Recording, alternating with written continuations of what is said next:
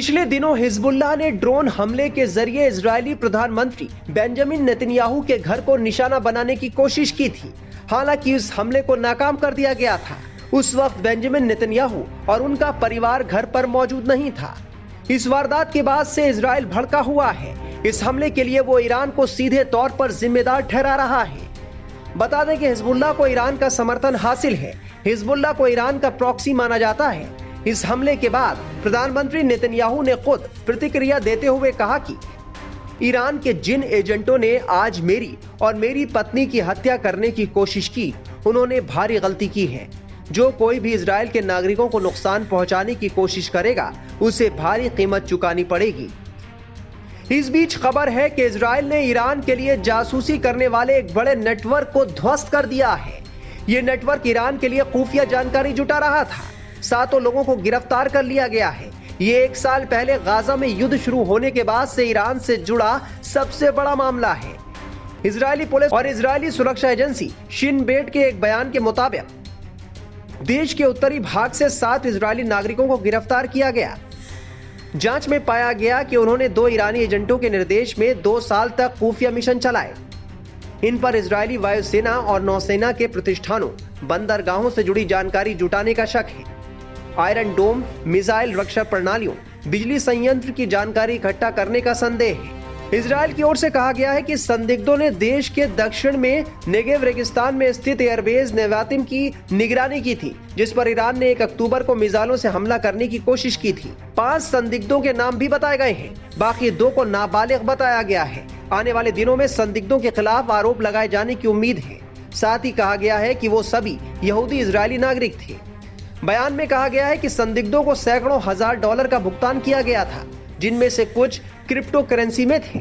उधर इजराइल ने कहा है कि वो 1 अक्टूबर को तेहरान की ओर से इजराइल पर किए गए ड्रोन और मिसाइल हमले के लिए ईरान के खिलाफ जवाबी कार्रवाई करेगा। 1 अक्टूबर 2024 को ईरान ने इजराइल पर करीब 200 बैलिस्टिक मिसाइल दागकर पूरी दुनिया में हड़कंप मचा दिया था।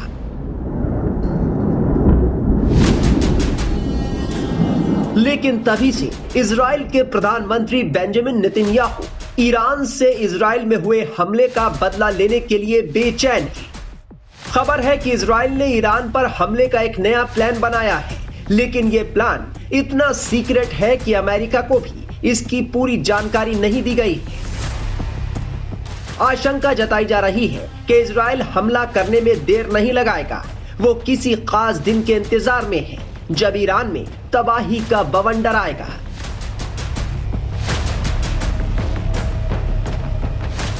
रिपोर्ट्स के मुताबिक इस बार बेंजामिन नेतन्याहू ने हमले का ब्लूप्रिंट बेहद गोपनीय रखा है, क्योंकि बेंजामिन नेतन्याहू नहीं चाहते कि 16 अक्टूबर की तरह ईरान पर हमले की तारीख लीक हो जाए और ईरान अलर्ट हो जाए।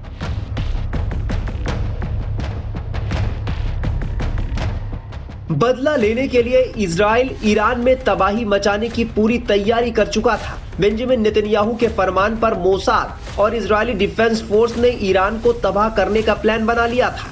ईरान पर बमबारी से ठीक पहले इजराइल को ऑपरेशन रोकना पड़ा। इसकी वजह थी पेंटागन से हमले का प्लान लीक हो गया था। लेकिन अब ऐसा नहीं होने वाला, क्योंकि बेंजामिन नेतन्याहू के अलावा सिर्फ टॉप कमांडर को ही हमले की तारीख और प्लान का पता है। कहा जा रहा है कि रक्षा मंत्री योव गैलेंट को भी ईरान पर हमले के बारे में नहीं बताया गया है, लेकिन इजराइल का पैटर्न बताता है कि वो किसी खास दिन ईरान को दहला सकता है। इसलिए हो सकता है कि 23 और 24 अक्टूबर को हमला किया जाए, क्योंकि उस दिन इजरायली पर्व सिमखात तोरा आता है। 23 तारीख की शाम से लेकर 25 अक्टूबर की सुबह तक ये त्योहार मनाया जाएगा। इजराइल में 2 दिन छुट्टी रहेगी। इस दौरान इजराइल किसी वक्त भी ईरान पर घातक वार कर सकता है। ईरान पर हमले का इजरायली ब्लूप्रिंट लीक होने के बाद अब इजराइल ने वॉर प्लान पूरी तरह से बदल दिया है और इसकी जानकारी पेंटागन को भी नहीं दी गई है। हालांकि अमेरिका ने प्लान लीक होने के बाद एक जांच कमेटी बनाई है। माना जा रहा है कि अमेरिका नहीं चाहता है कि राष्ट्रपति चुनाव से पहले इजराइल ईरान पर हमला करे, लेकिन बेंजामिन नेतन्याहू किसी भी कीमत पर ईरान को दहलाना चाहते हैं। वो 1 अक्टूबर को हुए हमले का बदला लेने के लिए बेचैन है, क्योंकि पलटवार में जितनी देरी हो रही है, ये बात इजराइल को दुनिया के सामने कमजोर जता रही है। इजराइल पर सवाल उठने लगे हैं। नेतन्याहू हमला करके इजरायली जनता का भरोसा जीतना चाहते हैं। उधर 16 अक्टूबर को हमले का प्लान लीक होने से ईरान सतर्क हो गया है। उसने 2 बड़े फैसले लिए हैं। सबसे पहले उसने वो टारगेट सुरक्षित किए हैं जो इजराइल के निशाने पर हैं, जबकि दूसरे फैसले में उसने चीन और रूस से हथियार मंगाए हैं, जिसमें डिफेंस सिस्टम की डिमांड की गई है।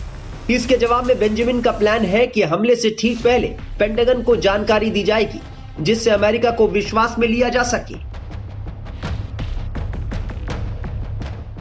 इस बीच ईरान के विदेश मंत्री अब्बास अराक्ची ने इजराइल को एटमी धमकी देकर ईरान के तेवर जता दिए हैं कि ईरान परमाणु युद्ध के लिए भी तैयार है। न्यूक्लियर धमकी के अलावा ईरान ने हिंद महासागर और भूमध्य सागर में मैरीटाइम वॉर एक्सरसाइज शुरू की है, जिसमें कई अरब देश शामिल हैं। इस दौरान ईरान ने 16 मिनट की एक फिल्म जारी करके अपनी शक्ति की नुमाइश की है, जिससे वो बता सके कि अब ईरान पश्चिमी देशों का मुकाबला करने में सक्षम है।